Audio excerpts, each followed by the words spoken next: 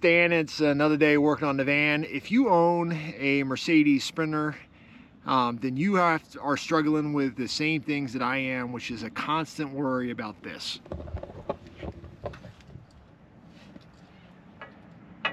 Your engine oil pan and all of the fragile things that are right in that area. The solution to that is a skid plate. Now there are a bunch of different skid plates on the market.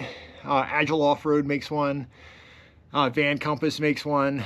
There's any number of skid plates that are available. And the skid plate that I chose is the engine skid plate by Van Compass. And the reason why is because I like the product, I like the way that it looks, and it has a space for an integrated transmission or transfer case skid plate if I ever want to add it. Plus, the bumper that I have by Backwoods Adventures Mod is designed to fit the Van Compass skid plate in between its bumper bracket and the mounting plate for the van. So if this is something you're interested in, stick around for the video. A lot of people in the off-road world put them on so that as you're running over stuff, if something hits underneath the van or underneath the vehicle, the skid plate's going to protect it. And that's certainly one reason to have it. But for me, it's more about stuff on the road than anything else. This spot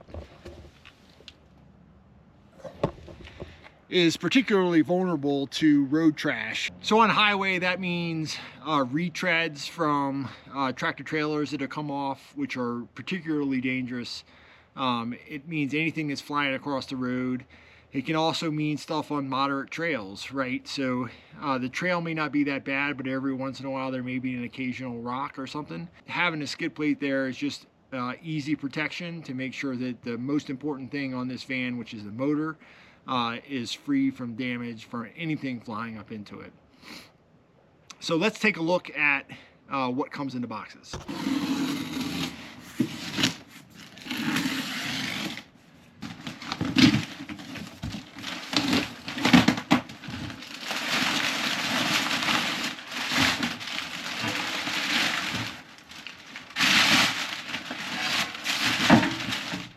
So one of the things I liked about the Van Compass system is it's all aluminum.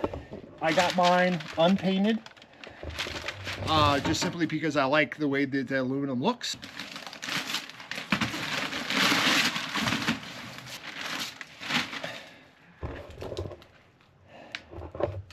So this is actually the bash plate. So it's made of steel, powder coated, and it's what goes behind in between the bumper and the frame bracket. Now the bumper from Backwoods Adventure Mods comes with some spacers that mount to the main structural support so that you can put one of these in place. And right now I just have a bunch of washers that are in there to take up the space. And then the skid plate section, the belly section, which I just showed you, is what mounts to the skid plate or to this front bash plate. So I'm pretty excited. It should mount pretty quickly. There's only a few bolts to put everything together. And then they give you some spacers in the back of that rear section. So if you ever want to add the transmission plate, which we may or may not do, we'll just see how it looks.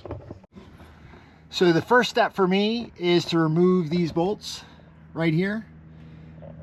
And those are the bolts that secure the bottom half of the bumper to the bumper bracket or to the frame brackets to support the front end. And like I told you, I just put some washers in there to take up the space. So we'll take those out and then we'll start fitting things together. All right, we got those bolts out that hold the bumper to those frame braces. So the next step is to position the aluminum, 1/4-inch aluminum main underbelly skid plate. So those go up with 5 bolts. So 2 on the main cross member. I'll show you that. So all these use factory holes. So 2 of the bolts go in right here and right there. And then there are 3 in the rear cross member underneath the transmission. That's where the spacers go in case you ever want to add the transmission skid plate. So we're going to go ahead and get that in position and we're using a floor jack to kind of help us out and go from there. All right, so they use a carriage bolt, so that kind of locks everything in into the 1/4 inch aluminum.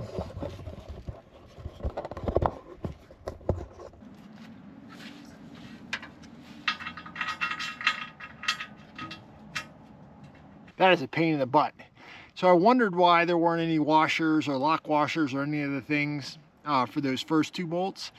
So I went and got some from what I normally have. But what I learned is those bolt holes that are in that front cross member are so tight that the only thing you can do is barely get the nut in there. You can see there's no space, and the nut actually goes up underneath that crossbar. So we gotta tighten that down. That's a pain. All right, we got that other bolt in, just enough so that the nut's threaded on, just so you can see the top of the bolt.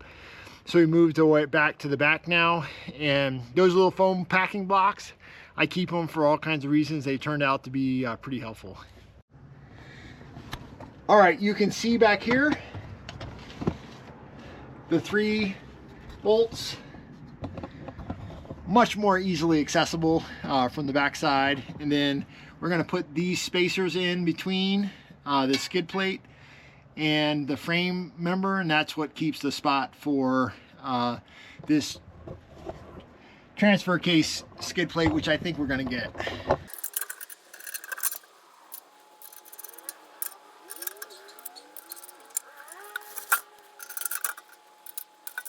All right, so everything's loosely put together, and we're going to go ahead and tighten down those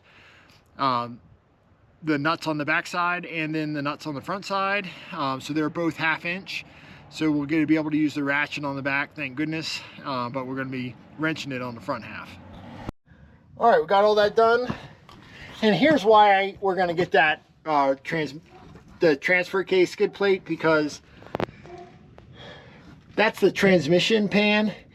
It's plastic. Why manufacturers have gone to that, I don't know, but it truly bothers me. So we'll be ordering that soon.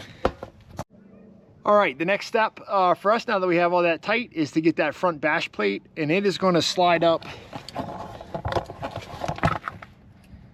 into this space and then bolt through these 4 places on the aluminum skid plate. So again, 4 more carriage bolts, and this should go in pretty quick.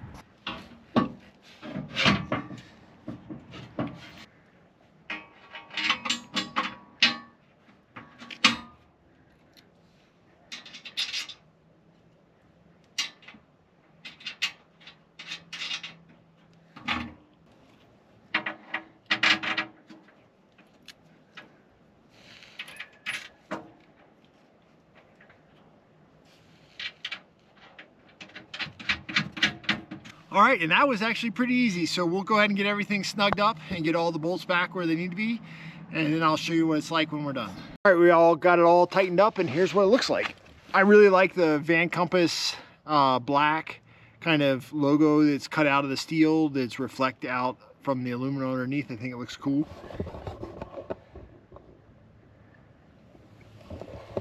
So you can see we got full protection. And then you also have access through there for the oil plug on the engine crankcase, so you can drain the oil. So it will get oil everywhere. They make a bunch of like plastic funnels and kind of those moldable funnels that'll kind of help with that, but at least you can get to it and the skid plates don't have to be taken down. So like I said, the installation was super easy. You know, really it's 9 bolts, including, well, not including the 4 that go through that front cross piece. But it's a great transition from the backwoods bumper down into the Van Compass skid plate. And I'm super happy with it. I really like Van Compass parts. You'll notice I put a lot of Van Compass things on this van because I'm really impressed with their quality and everything else. So like I said, I will be ordering that transfer case transmission skid plate, just because the plastic transmission pan is just one of those things. You know, again, as we talked about, some stuff, road debris, having a retread come up and pop up and take out your transmission pan because it's made of ABS plastic. Just not a fan of that. So I think the skid plate is going to do good for us, whether or not it's road debris, whether or not it may be a rock on the trail, maybe a bank of snow that we run through as we're crossing into roads, because sometimes when they plow, you know, they plow that cross street and then they just put a bank of snow that you may have to drive through, and this will just help us get over that without it going into any of those vital components that we talked about. So hope you guys got something from the video. This is the install of the Van Compass engine skid plate on the all-wheel drive Sprinter chassis. Thanks for watching. Hope you guys got something from the video. Give yourself a big thumbs up if you made it this far. I appreciate it if you watch some of our other videos. And stay tuned, we got a whole lot more to come.